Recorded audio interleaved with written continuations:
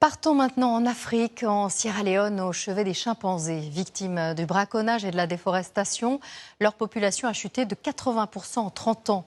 Alors préserver l'espèce, c'est un défi considérable auquel s'attelle l'équipe d'un sanctuaire, vous allez le voir, incroyablement dévoué.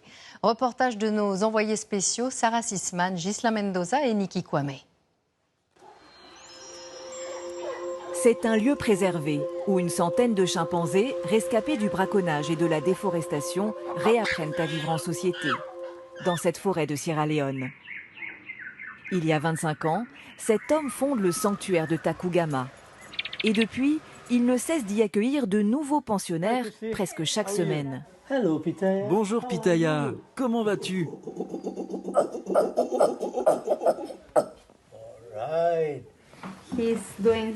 Il va beaucoup mieux que lorsqu'il est arrivé.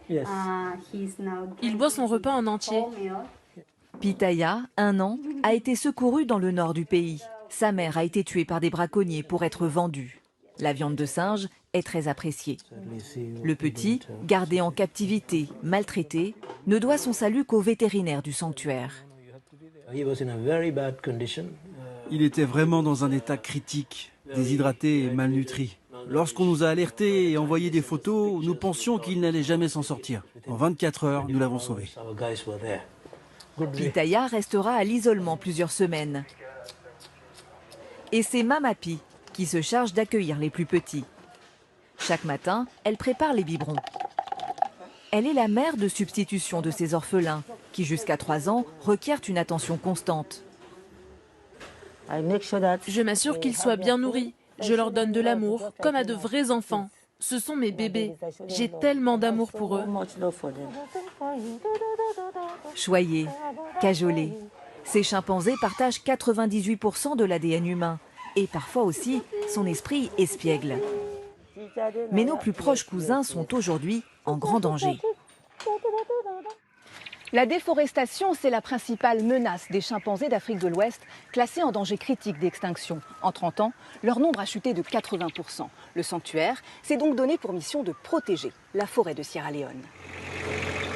Chaque jour, les rangers de Takugama patrouillent dans ce parc national protégé. Et il ne faut pas aller bien loin pour apercevoir les premières traces de l'activité humaine.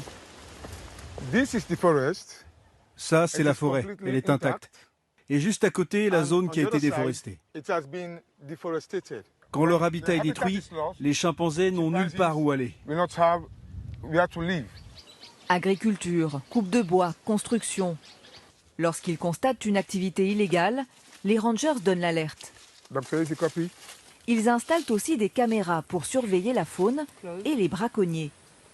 Car les chimpanzés font l'objet d'un trafic, vendu à l'étranger comme animal de compagnie, entre 10 000 et 20 000 $. Retour au refuge où nous retrouvons son fondateur. À l'origine, son objectif était de relâcher ces primates dans leur milieu naturel. Mais compte tenu des dangers qui pèsent encore sur eux, impossible de les remettre en liberté pour l'instant. La législation n'est pas respectée. La destruction de leur habitat se poursuit. Et nous secourons toujours des chimpanzés. Comment pouvons-nous les relâcher dans la nature alors que la nature elle-même n'est pas protégée? Une nature que certains chimpanzés ont peu connue.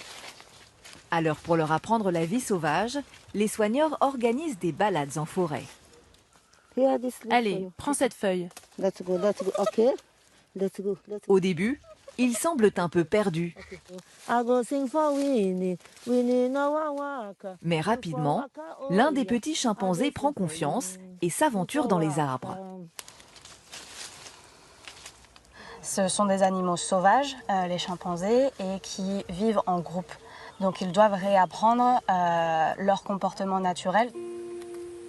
La lutte pour leur survie passe aussi par la sensibilisation. Takugama reçoit plusieurs milliers de visiteurs par an. Parmi eux, de nombreux jeunes, futurs ambassadeurs de la cause des chimpanzés. Aujourd'hui, ils ne sont plus que 5 500 en Sierra Leone, contre 30 000 dans les années 70.